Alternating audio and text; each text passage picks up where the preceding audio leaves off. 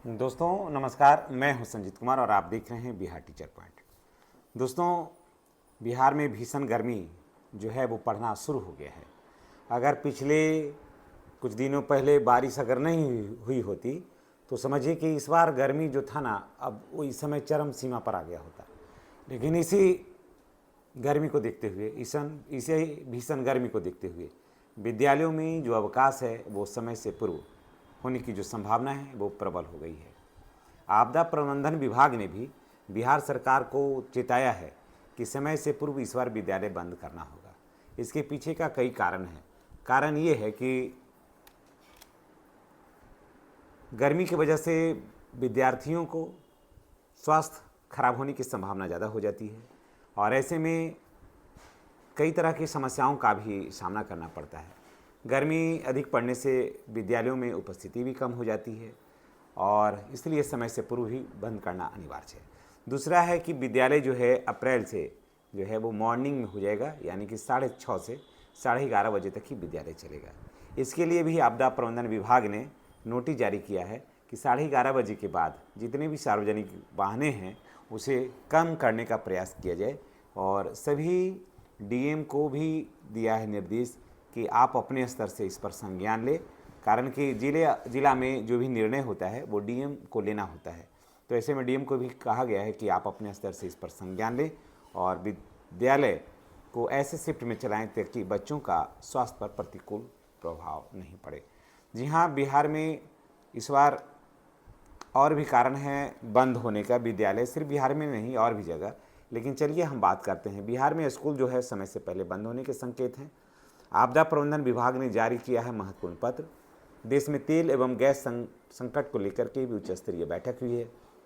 फिलहाल देश में लोगों ने कहा, कुछ आप व्हाट्सएप से या फिर सोशल मीडिया अन्य माध्यमों से आप सुन रहे होंगे कि लॉकडाउन लगेगा, लेकिन ऐसी कोई बात नहीं है।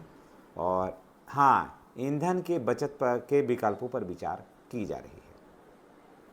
बिहार में ग्रीष्मावकाश समय से पहले हो सकता है और विद्यालय जो है वो समय से पहले बंद हो सकता है।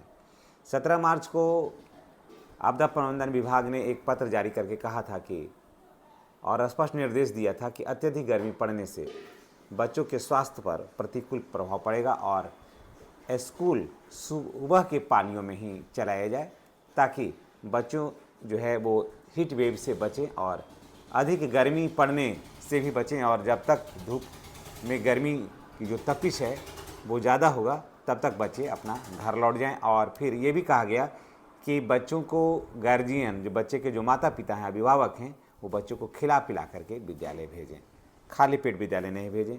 और ये भी कहा गया कि अंतिम निर्णय है जो है वो जिला पदाधिकारी को यानी डीएम को लेना है। और देखिए, हीट वेव से स्वास्थ्य पर प्रतिकूल असर पड़ रहा है और अस्पतालों में जरूरी दवाओं का स्टॉक बनाने का भी निर्देश दिया गया है। पेयजल की व्यवस्था के लिए कहा गया है। गर्मी और लू से बचने के लिए विशेष तैयारियां करने के लिए कहा गया है। और दूसरी बात यह है कि देश में इस समय एलपीजी और ईंधन आपूर्ति को लेकर की भी चिंता बढ़ी हुई है। अगर ऐसे कहा जाए कि भारत में रोजाना जो है ना 93,000 टन गैस की खपत है, रोजाना 93,000 टन गैस की खपत है और एक जहाज आता है लगभग 92,700 टन एलपीजी एक दिन की ज़रूरत है। यानी कि एक जहाज़ में एक राउंड में आता है 92,700 टन और एलपीजी की ज़रूरत है। और पिछले 28 दिन में केवल 4 जहाज़ ही पहुंच पाए हैं। तो स्वाभाविक है, आप सोचिए कि 93,000 टन जो है वो गैस की खपत है और 28 दिन में सिर्फ 4 जहाज आए हैं। तो सोचिए कि गैस के अस्वाभाविक रूप से थोड़ा सा किल्लत हो सकता है। इसका पीछे क्या कारण है कि इजराइल अमेरिका और ईरान के बीच में जो आपस में झगड़े चल रहे हैं उससे आपूर्ति जो है ना वो प्रभावित हो रहा है। तेल संकट से निपटने के लिए केंद्र सरकार ये रणनीति बनाई है और चेन सप्लाई पर राज्य सरकारों को आदेश दिया है कि आप अपने यहाँ देख लीजिए कि जो कालाबाजारी है गैस का उसे आप रोकिए और ताकि लोगों को समय से गैस मिलता रहे।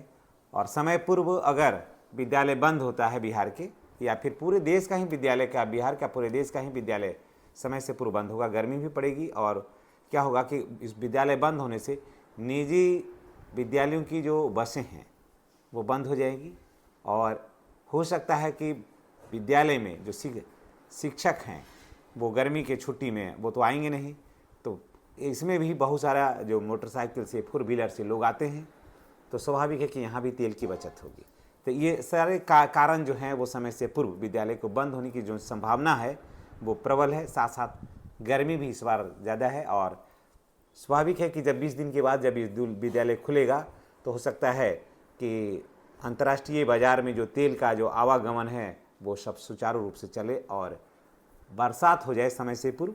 जब भीषण गर्मी पड़ेगी तो स्वाभाविक है कि समय से पूर्व बरसात हो जाएगी, तो लोगों को राहत भी मिलेगा और सरकार को आर्थिक संकट से जो आपूर्ति जो है तेल वगैरह का वो भी सुलभ हो जाएगा। तो चलिए इसी के साथ हम आपसे विदा लेते हैं। नेक्स्ट वीडियो में हमारी और आपकी फिर मुलाकात होगी और दोस्तों 6:30 से 11:30 बजे के बीच में ही विद्यालय चलने की पूरी संभावना है अप्रैल से। चलिए इसी के साथ हम मिलते हैं नेक्स्ट वीडियो में और चैनल पर नहीं तो चैनल को सब्सक्राइब करिएगा। धन्यवाद।